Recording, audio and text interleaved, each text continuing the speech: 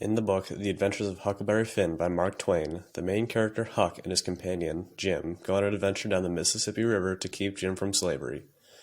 During this time, Huck goes through a fundamental change to his morals, his views on slavery, and equality. During the first portion of the book, Huck's views on slavery are not a large topic until he runs away from his drunken father and finds a runaway slave from his mother's house on an island. This is when Huck is first struck by the guilt of helping a slave escape.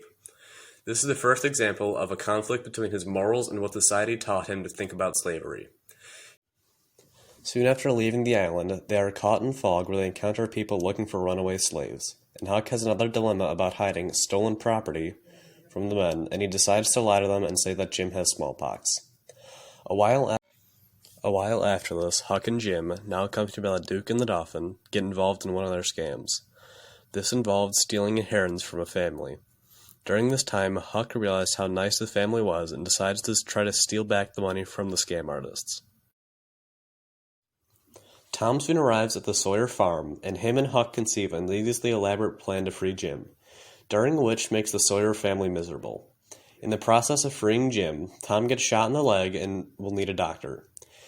Jim knowingly sacrifices his freedom to get Tom help, showing how caring of a man Jim truly is. During their eventful trip down the Mississippi River, the relationship between Huck and Jim greatly changes how Huck views slavery, and also taught Huck to do what is right even if it is not always what society taught him to do.